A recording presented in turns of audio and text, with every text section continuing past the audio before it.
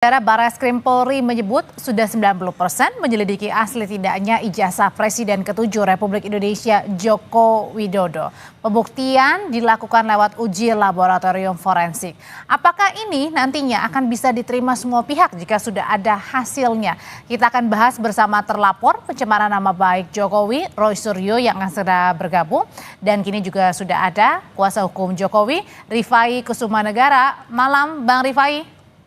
Selamat malam, Mbak. Ya, Bang Rifai, ini kan polisi sudah memeriksa 31 saksi, hari ini juga hadir ke Solo dan juga Yogyakarta. Kemudian yang terakhir adalah menguji sampel ya, dan juga uji laboratorium forensik. Nah, apakah nanti hasil apapun yang nanti diungkapkan oleh polisi sudah siap apapun hasilnya diterima oleh pihak Pak Jokowi dan kuasa hukum, Bang Rifai?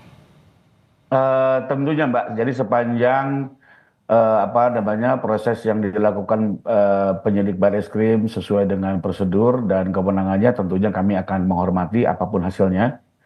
Ya, dan perlu saya sampaikan juga bahwa memang kami sendiri sudah diminta secara tertulis oleh Barreskrim untuk menyerahkan ijazah asli Bapak Jokowi ya besok pagi pukul 9 di Barreskrim, dan sudah ada surat permintaan resmi. Sekalipun ini masih dalam tahap penyelidikan ya, tapi kami menghormati permintaan itu, dan kami akan serahkan untuk dilakukan pengujian secara objektif dan sesuai juga dengan kaidah.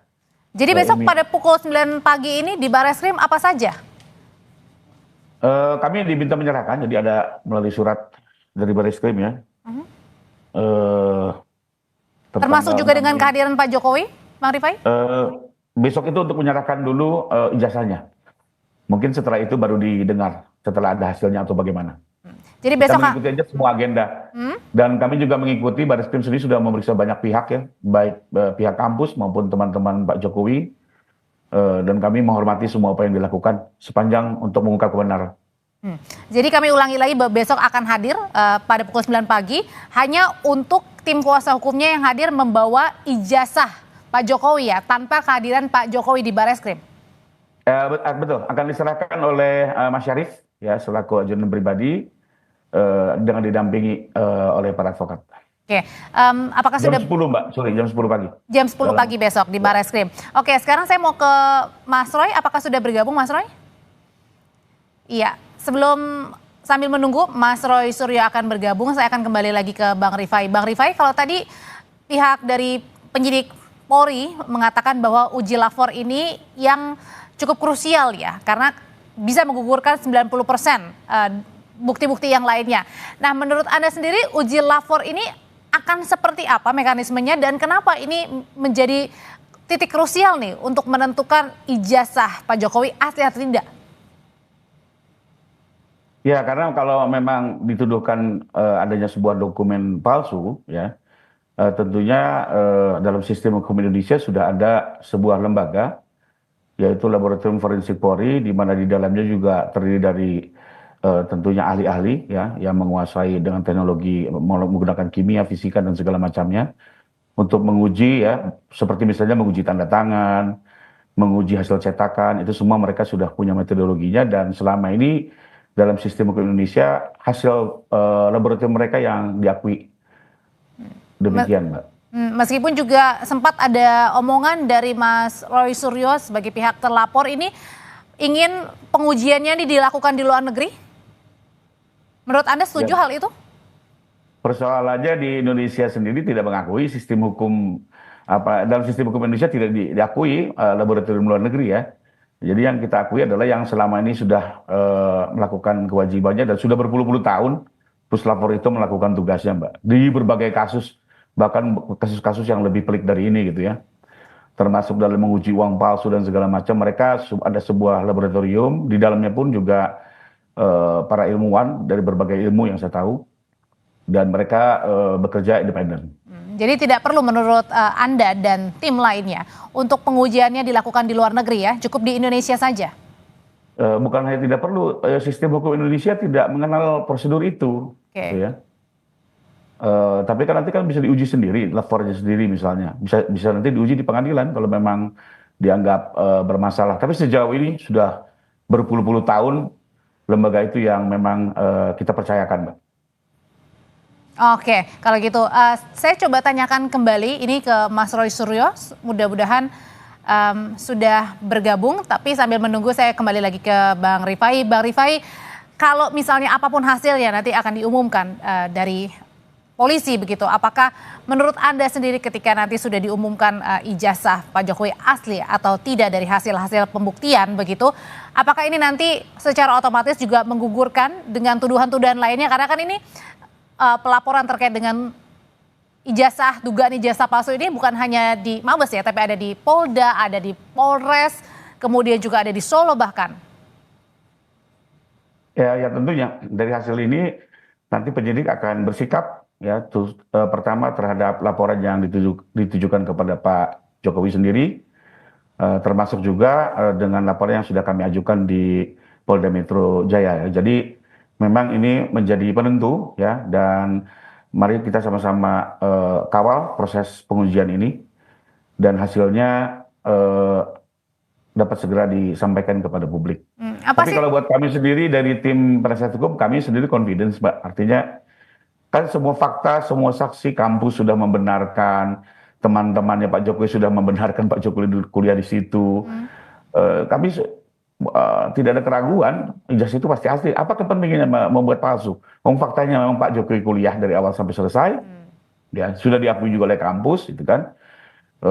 Jadi ya tinggal kita lengkapi saja dari hasil laboratorium forensik ya. Sebenarnya fakta-faktanya sudah teruji kok, sudah diperiksa, kampus sudah memberikan keterangan. Kalau dikejar terus persoalan ya kita nggak ada henti-hentinya gitu ya. Kampus menjelaskan, dipersoalkan fontnya, dipersoalkan fotonya gitu. Nanti dari situ lari lagi ke skripsi. Kami nggak mau lari-lari, Mbak. Kita fokus dulu ke ijazah. Apakah ijazah ini asli atau palsu? Karena terlapor sendiri sudah menuduh ijazah ini palsu dengan versinya masing-masing. Dengan keyakinan itu sebenarnya apa saat ini? Berarti apakah dari tim kuasa hukum Pak Jokowi ini juga tidak perlu ada hal mungkin yang dipersiapkan begitu? Karena sudah yakin bahwa ya ijazah Pak Jokowi asli. Ya, jadi dari kami nggak ada yang perlu dipersiapkan, Mbak, karena kami mengalir saja. Karena fakta adalah fakta gitu ya, tidak mungkin juga bisa diubah. Kebenaran tetap akan terungkap pada waktunya kan begitu. Dan kami juga tentunya melihat ini dari berbagai aspek gitu ya, sehingga kami sih meyakini tidak ada kepentingan untuk memalsu, nggak ada kegunaannya juga gitu. Buat apa? Gitu. Kalaupun ijazahnya hilang kan juga dikeluarkan misalnya oleh kampus surat keterangan gitu kan. Jadi nggak ada kepentingannya sih kalau kami lihat sih. Dan nanti biarlah waktu dan presiden yang menjawab semuanya. Saya akan ke Mas Roy. Sudah bergabung ya Mas Roy ya? Sudah Mbak Audrey, mohon maaf nih sinyalnya kurang bagus, saya ada di tempat yang agak kurang bagus ini. Ya, nggak apa-apa. Mas Roy, tadi ini dari pihak kuasa hukum Pak Jokowi sudah sangat yakin bahwa ijazah Pak Jokowi asli, karena tadi dari pihak penyidik Mabes juga mengatakan bahwa tinggal 10% lagi, tinggal uji lab lagi. Nah, menurut Anda apakah keyakinan itu kemudian artinya membantah semua tudingan terkait dengan ijazah palsu, tuduhan Anda dan kawan-kawan, Mas Roy? Gini. Kami sangat senang ya, kami sangat senang dengan uji laboratorium forensik dan juga lab yang dilakukan oleh Barreskrim siang hari ini dan tim ada di Jogja dan Solo. Tolong juga dibaca baik-baik, yang dilakukan adalah pemeriksaan untuk 90% itu adalah untuk sampel pembanding. Jadi sampel pembanding itu adalah yang dari teman-temannya ada waktu SMA dulu namanya SNPP, sekarang SMA 6, dan juga teman-temannya yang dulu di Fakultas Kehutanan. Belum pada uji ijazahnya Jokowi sendiri. Jadi nanti kan tadi Pak mengatakan yang 10% itu bisa membuyarkan semuanya kalau memang ternyata hasilnya tidak identik. Jadi kita hormati saja, dan karena saya tetap 99,9% yakin skripsi yang saya lihat di Fakultas Kehutanan UGM itu adalah 99% palsu, maka nanti kalau misalnya hasil uji labnya, skripsinya ternyata asli, nggak apa-apa. Namanya ilmu pengetahuan, kita harus berani diuji dong. Saya tantang, sampelnya bener nggak? Jangan-jangan sampelnya beda. Karena kalau sampelnya yang kemudian diuji itu dinyatakan asli, maka saya keberatan. Karena sampel yang saya periksa itu dapatkan langsung dari Wakil Rektor UGM. Jadi kalau artinya nanti apapun hasilnya Anda tidak percaya, Mas Roy? Percaya, percaya. Cuman kan kita tetap harus nyamai ilmu pengetahuan itu kan harus tetap boleh di-challenge, tetap harus boleh diuji, gitu loh. Jadi kan ini yang diperiksa baru komparasinya, baru pembanding-bandingnya teman-temannya. Belum yang dimiliki oleh Jokowi, belum yang dimiliki oleh UGM sendiri untuk yang Jokowi sendiri. Jadi nggak apa-apa, kita tunggu saja semuanya dan nanti kalau misalnya hasil dari uji skripsi yang sudah merupakan primary evidence yang saya periksa itu ternyata berbeda. Nah, jadi misalnya nanti skripsinya ternyata ada lembar pengesahannya, ada lembar pengujiannya. Nah, saya akan tanya ke UGM, dulu yang diberikan kepada saya secara resmi waktu itu tanggal 15 April, itu berarti bohong gitu. UGM telah melakukan pemberian data yang tidak benar. Demikian juga dengan lembar ijazah yang pernah ditunjukkan oleh Pak Dekan Fakultas Kehutanan, Pak Sigit Sunarta pada saat pertemuan, dan juga pada seorang kader PSI yang menunjukkan itu pada akunnya gitu loh. Jadi artinya kalau itu ternyata yang kami uji itu meragukan kalau itu asli ternyata hasil lab 4, saya tidak menolak hasil lab 4, tapi sampelnya kita cek apakah sampel yang sama yang kita uji. Kalau ternyata sampelnya beda, saya akan tuntut UGM karena waktu itu memberikan sampel yang tidak benar. Gitu, Apakah perlu juga ada pengawasan nih terkait dengan uji lapor ini? Karena kan dari Mas Roy sendiri katanya menginginkan sebenarnya uji ini dilakukan di luar negeri bukan di Indonesia. Ya, sebaiknya begitu. Tapi kita kan harus percaya, kita kan warga negara Indonesia. Kita percaya kepada aparat kepolisian dan saya appreciate ya, saya salut. Aparat sudah melakukan pemeriksaan ini untuk laporan Dumas. Untuk laporan Dumas yang sudah dilakukan oleh TPUA. Jadi ini kan mereka bergerak, Bareskrim itu bergerak atas nama laporan TPUA, bukan atas laporannya Jokowi yang ke Polda Metro Jaya. Jadi itu sangat saya apresiasi, sangat saya hormati. Tapi saya juga menghormati tadi jawaban dari penasihat hukum ya, yang Pak Rifai dan kawan-kawan yang tetap percaya nggak apa-apa. Ini namanya ilmu pengetahuan, itu ada yang benar, ada yang salah, dan nanti kita tes saja apa yang sebenarnya sudah terjadi, dan kemudian kalau memang ada perbedaan, ya kita cek lagi sampelnya sama nggak. Jangan-jangan sampel yang diberikan UGM kepada kami, saya, Dr. Resmond dan Dr. Rifa, waktu itu sengaja dibedakan. Nah kalau sengaja dibedakan, berarti ada mens rea atau ada niat kurang bagus. Padahal itu pertemuan resmi loh Mbak Putri. Perwakilan Indonesia mencatat waktu itu. Itu Mbak. Oke, kalau gitu Bang Rifai nanti apapun hasil ya, misalnya kalau misalnya dinyatakan ijazah Pak Jokowi ini kemudian asli, apakah kemudian Pak Jokowi ini memberhentikan begitu ya, atau mencabut kembali laporan terkait dengan tuduhan ini, salah satunya juga dilayangkan kepada pihak terlapor dalam hal ini Mas Roy? Saya sendiri belum tahu apakah Pak Jokowi nantinya akan mencabut atau tidak. Ya, itu semua kembali kepada saksi korban, ya, di mana terhadap delik aduan memang ada hak untuk bisa mencabut, terhadap delik umum pun juga masih bisa diselesaikan dengan restoratif justice. Tapi terkait itu kami sendiri belum dapat arahan dan nanti kita kembalikan kepada Pak Jokowi. Pertanyaan hal yang sama saya tanyakan hal ini ke Mas Roy. Mas Roy, kalau misalnya nanti hasil dari penyidik membuktikan bahwa ijazah Pak Jokowi asli, kita nggak tahu nih ya apakah akan diteruskan atau tidak begitu laporannya dari Pak Jokowi. Apakah Anda juga sebagai pihak terlapor siap begitu untuk dimintai keterangan dan melakukan proses-proses selanjutnya? Karena ini kan laporan bukan hanya di satu tempat aja ya, di banyak tempat, di beberapa pasal begitu. Iya, artinya gini, kalau memang nanti kan ada dua nih yang diuji, ijazah sama juga skripsi. Kalau memang ijazah, oke, karena kami memang belum memegang ijazah yang benar ya, fisiknya belum pegang, kecuali yang sudah diposting sama kader PSI waktu itu, dan juga yang sudah ditunjukkan oleh Pak Sigit Sunarta. Nah, kalau ternyata asli, ya nanti kita lihat aslinya seperti apa, baru kita cek juga. Saya tetap punya hak untuk mengecek, karena Pak Jokowi itu adalah pejabat publik, dia adalah Dewan Pengarah dan Antara, dia bukan rakyat biasa, jadi tetap harus. Tapi kalau sekali lagi, kalau skripsinya dinyatakan asli, mohon izin kami untuk melakukan uji sampel bersama.